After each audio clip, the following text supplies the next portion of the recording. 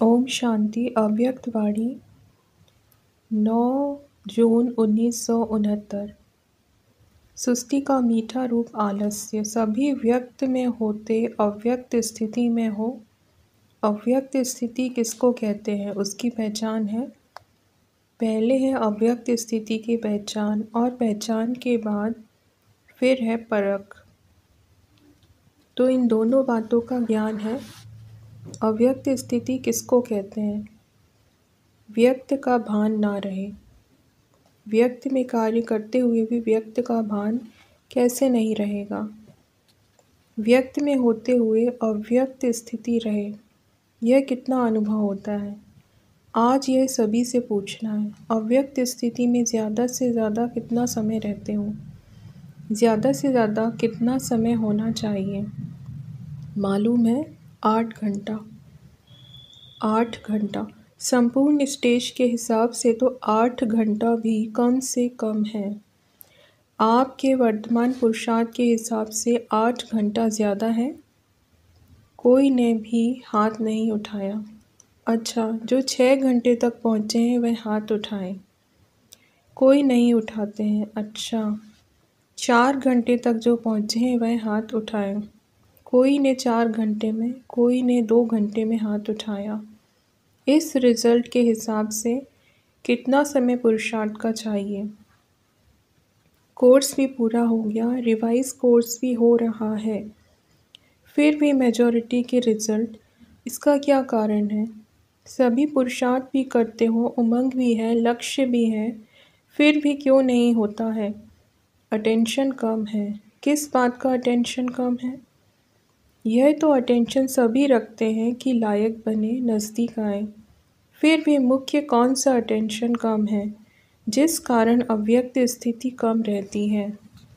सभी पुरुषार्थी ही यहाँ बैठे हो। ऐसा कोई होगा जो कहे मैं पुरुषार्थी नहीं हूँ? पुरुषार्थी होते हुए भी कमी क्यों? क्या कारण है?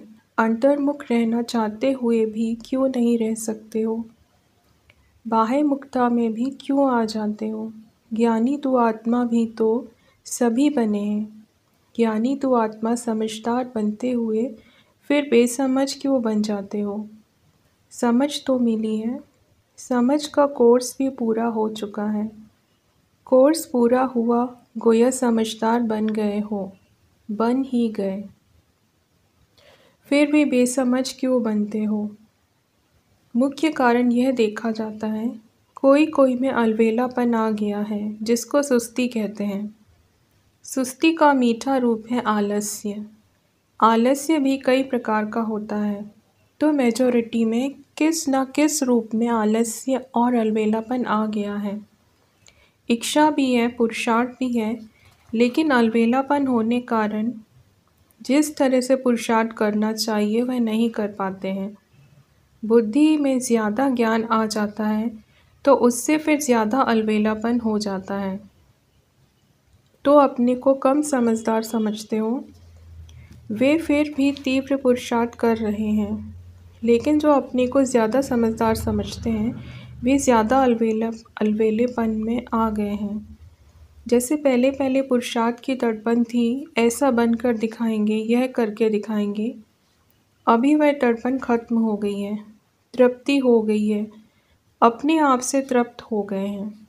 ज्ञान तो समझ लिया, सर्विस तो कर ही रहे हैं, चल ही रहे हैं। यह तृप्त अवस्था इस रूप से नहीं बनना है। पुरुषार्थ में तड़प होनी चाहिए। जैसे बांधेलियाँ तड़पती हैं तो पुरुषार्थ भी तीव्र करती हैं, और जो बांधेली नहीं वह तृप्त होती है तो अलबेले हो जाते हैं। ऐसी रिजल्ट मेजॉरिटी पुरुषार्थियों की देखने में आती है। हमेशा समझो कि हम नंबर 1 पुरुषार्थी बन रहे हैं, बन नहीं गए हैं। तीनों कालों का ज्ञान बुद्धि में आने से अपने को ज़्यादा समझदार समझते हैं। पहले भी सुनाया था ना, जहाँ बालक बनना चाहिए वहाँ मालिक बन जाते हो, जहाँ मालिक बनना चाहिए वहाँ बालक बन जाते हो। तो अभी बच्चे रूप का मीठा मीठा पुरुषार्थ तो कर रहे हो, राज्य के अधिकारी तो बन गए, तिलक भी आ गया, लेकिन यह ढीला और मीठा पुरुषार्थ अभी नहीं चल सकेगा। जितना शक्ति रूप में स्थित होंगे तो पुरुषार्थ भी शक्तिशाली होगा। अभी पुरुषार्थ शक्तिशाली नहीं है, ढीला ढाला है। पुरुषार्थी तो सभी हैं, लेकिन पुरुषार्थ शक्तिशाली जो होना चाहिए वह शक्ति पुरुषार्थ में नहीं भरी है। सवेरे उठते ही पुरुषार्थ में शक्ति भरने की कोई ना कोई पॉइंट सामने रखो। अमृत वेले जैसे रूह रुहान करते हो, वैसे ही अपने पुरुषार्थ को शक्तिशाली बनाने के लिए भी कोई ना कोई पॉइंट विशेष रूप से बुद्धि में याद रखो। अभी विशेष पुरुषार्थ करने की आवश्यकता है। साधारण पुरुषार्थ करने के दिन अभी बीत रहे हैं।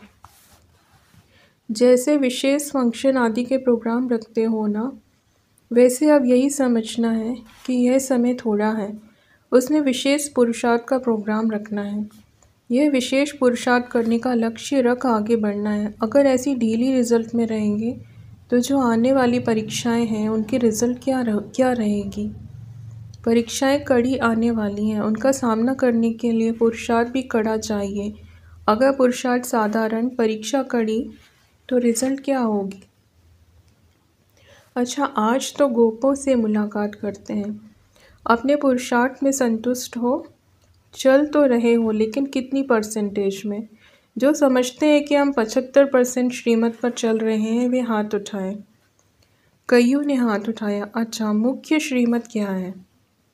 मुख्य श्रीमत यही है कि ज़्यादा से ज़्यादा समय याद की यात्रा में रहना, क्योंकि इस याद की यात्रा से ही पवित्रता, देवी गुण और सर्विस की सफलता भी होगी।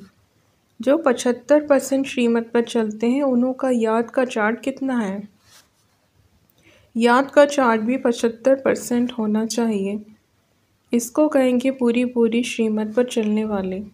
आज खास गोपों को आगे किया है, गोपियों को पीछे मंगाया है, क्योंकि जब भी मिलन की कोई बात होती है तो गोपियाँ जल्दी आ जाती हैं, गोप देखते रह जाते हैं। गोपों को जिम्मेवारी भी देनी है, यूँ तो दी हुई है जैसे आप लोगों के चित्र में दिखाया है ना कि द्वापर के बाद ताज उतर जाते हैं, तो यह जिम्मेवारी का ताज भी दिया हुआ तो है, लेकिन कभी कभी जानबूझकर उतार देते हैं और माया भी उतार देती है। सतयुग में तो ताज इतना हल्का होता है जो मालूम भी नहीं पड़ता है कि कुछ बोझ सिर पर है। सतयुग की सीनरियाँ सामने आती हैं या नहीं। सतयुग के नज़ारे स्वयं ही सामने आते हैं या लाते हो। जितना जितना आगे बढ़ेंगे तो ना चाहते हुए भी सतयुग नज़ारे स्वयं ही सामने आएंगे, लाने की भी ज़रूरत नहीं। जितना जितना नज़दीक होते जाएंगे उतना उतना नज़ारे भी नज़दीक होते जाएंगे। सतयुग में चलना है और खेल पाल करना है, यह तो निश्चित है ही। आज जो भी सभी बैठे हैं उनमें से कौन समझता है कि हम श्री कृष्ण के साथ पहले जन्म में आएंगे, उनकी फैमिली में आएंगे, वह सखी सखा बनेंगे, वह तो स्कूल के साथ ही बनेंगे। जो समझते हैं तीनों में से कोई ना कोई ज़रूर बनेंगे, ऐसे निश्चय बुद्धि कौन है। सभी ने हाथ उठाया। नज़दीक आने वालों की संगम युग में निशानी क्या होगी। यहाँ कौन अपने को नज़दीक समझते हैं। यज्ञ, सर्विस व जो बाप दादा का कार्य है उसमें जो नज़दीक होगा वही वहाँ खेलपाल आदि में नज़दीक होंगे। यज्ञ की जिम्मेवारी व बाप दादा के कार्य की जिम्मेवारी के नज़दीक जितना जितना होंगे उतना वहाँ भी नज़दीक होंगे। नज़दीक होने की परख कैसे होगी। हर एक को अपने आप से पूछना चाहिए, जितनी बुद्धि, जितना तन मन धन और जितना समय लौकिक जिम्मेवारियों में देते हैं उतना ही इस तरफ देते हैं। इस तरफ ज़्यादा देना चाहिए। अगर ज़्यादा नहीं तो उसका वज़न एक जैसा है। अगर दोनों तरफ का एक जितना है तो भी नज़दीक गिना जाएगा।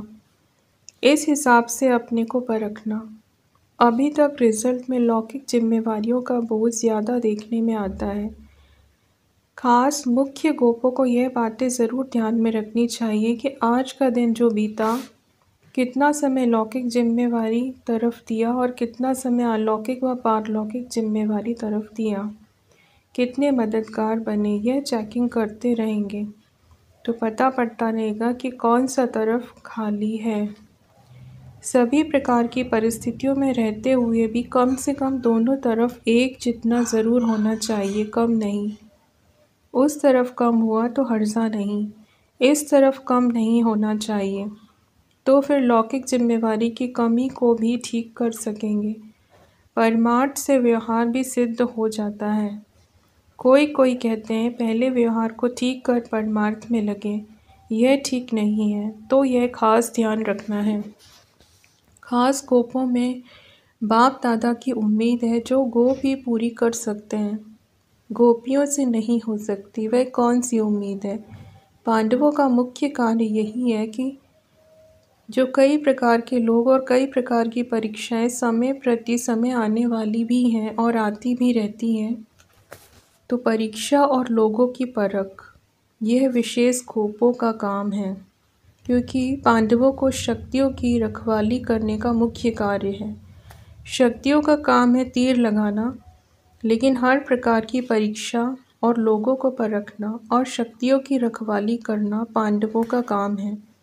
इतनी जिम्मेवारी उठा सकते हो या शक्तियों के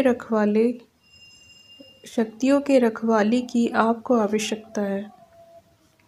कहाँ कहाँ देखने में आता है पांडव अपनी रखवाली की औरों से उम्मीद रखते हैं, लेकिन पांडवों को अपनी रखवाली के साथ साथ चारों ओर की रखवाली करनी है। बेहद में दृष्टि होनी चाहिए, ना कि हद में। अगर अपनी ही रखवाली नहीं करेंगे तो फिर औरों की मुश्किल हो जाएगी। अच्छा, ओम शांति।